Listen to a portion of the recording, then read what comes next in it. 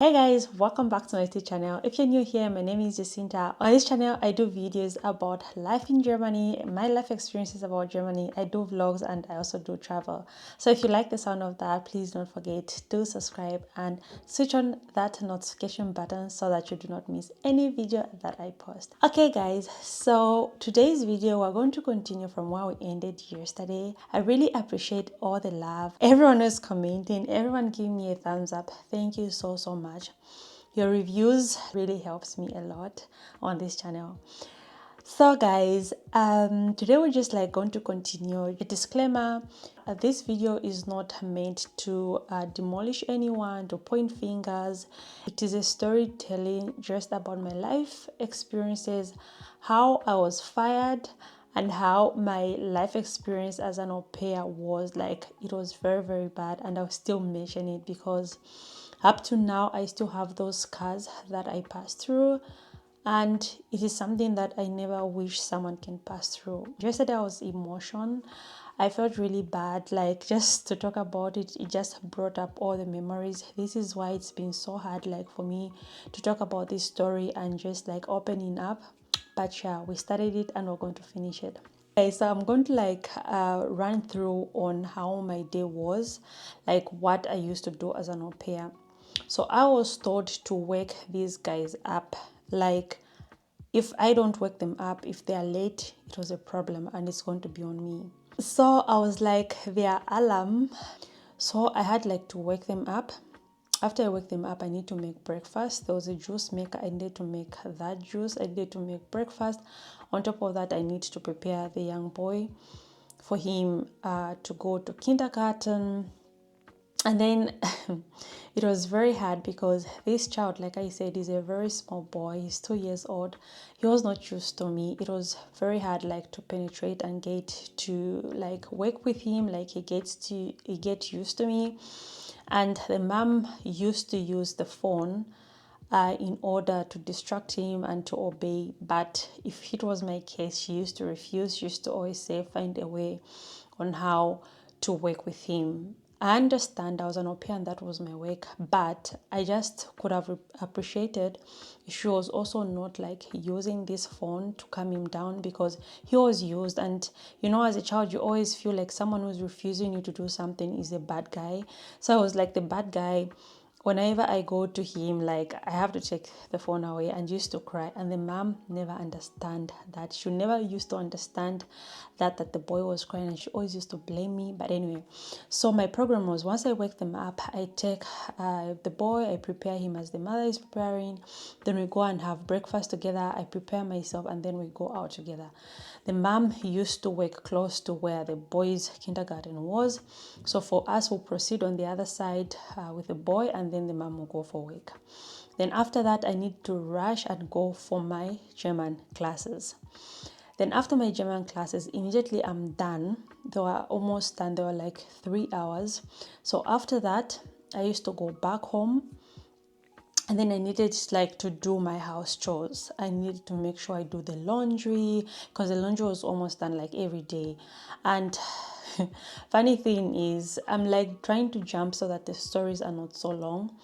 She also started telling me to be washing with my hands because her clothes were very expensive. So she told me to start washing with my hands with cold water, because she said her pullovers were normally getting spoiled. Even if she's the one who spoils it, she always used to blame it on me, I'm the one who did it. One time she did it on her own, and I just tried to remind her to say, yeah, the one, look, the colors have changed and stuff like that. And she said, from now on, please wash my clothes with my hands, with your hands. To tell you the truth, I wish I could have refused there and then, but I always used to overlook all these small things, and they used to build up. I used to wash with my hands in cold water. Imagine in winter, very cold water, my hands were always cold. But anyway, I never complained as usual. It went on, and then after that, I used to make sure the house is sparkling clean. And then I needed to go downstairs. There was this neighbor who liked me. She was an old woman who used to live on her own. She used to teach me German. She was a teacher, a German teacher, an English teacher a long time. She really liked me. She found me so sympathetic. She really liked me so much. And we used to do a lot of activities together. So I would go down, do that.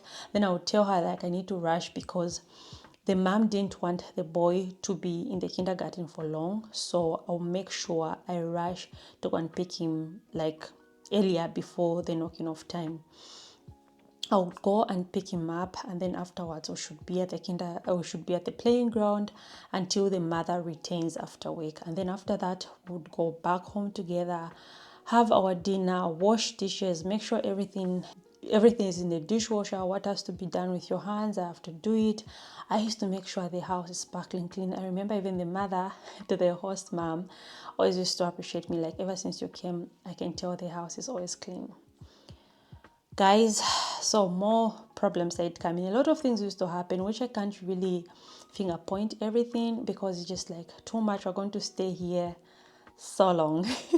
And then fast forward, we went, she told me, I don't know what she wanted to do. So she told me to go on a short vacation with the host child to her mom, like my host mom's parents. Because these guys had money, so they had like different places where they had houses. So we went to that area. We had to go for a week. Sorry, I forgot, on my also program, I also needed to do her runs. Every day she would tell me to do things like maybe go and get her earrings, get her deliveries. Like sometimes she used to send me to shops. She always used to have every day a line of things that I needed to do, like the to-do list, and it was very hard to put everything in place. I was always stressed, guys. I was always on my toes. I had to run, and I was very, very scared of this woman because of the tone that she used to talk to me. If you go out of that thing that she said, it's going to be a problem. She's going to cry about it. She'll paint it like I'm the bad person, and she'll tell the whole story to everyone. That means her parents, her nannies, her friends, everyone would know about my story. So I knew about that because everyone used to ask me what happened this day, what happened that day. So I was just surprised, okay, so this life here is you need to tell everything that someone is doing. And most of the things I was just quiet. I never used to talk about it. If you know me on a personal level, I'm so jovial. I talk I'm very I talk. But then I became very quiet. I was very scared of this woman. It was crazy. So we went to her mother's place for the short vacation with the child for about a week. And then as we were there, it was very funny. They were okay. They were good to me. I cannot really complain. But there was this time that they asked me why my parents died. Where are my parents? And it's something that I never talk about because my parents died when I was very, very young. And I really do not know their story, what really happened. And I told them my parents died when I was very young.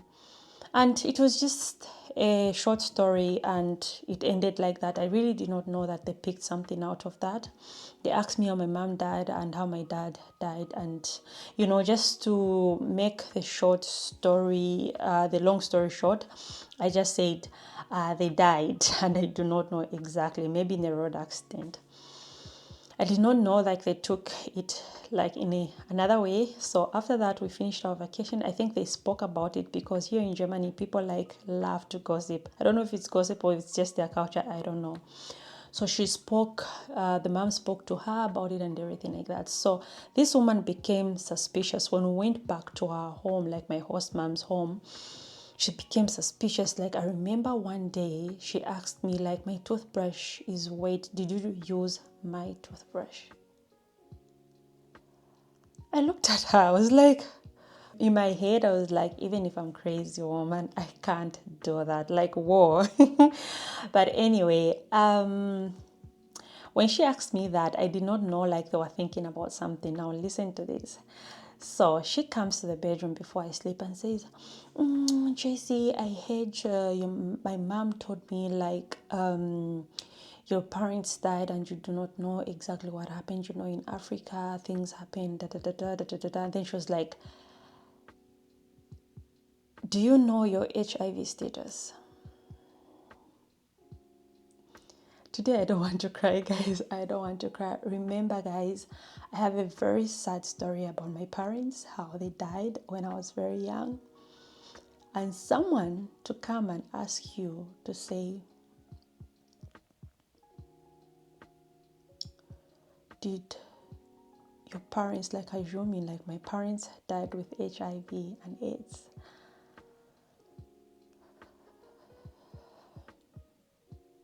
I looked at her and said, no, I don't think they died with HIV and AIDS. I know that for sure. Everyone in my family could have told me that.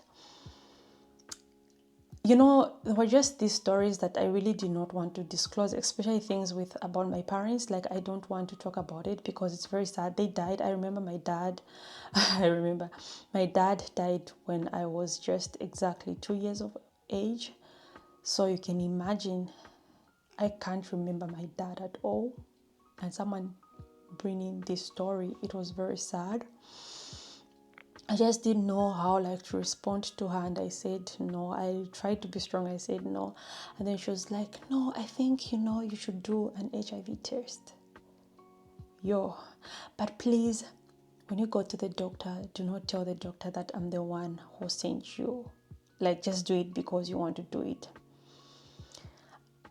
Inside my head, I was like, this woman is crazy.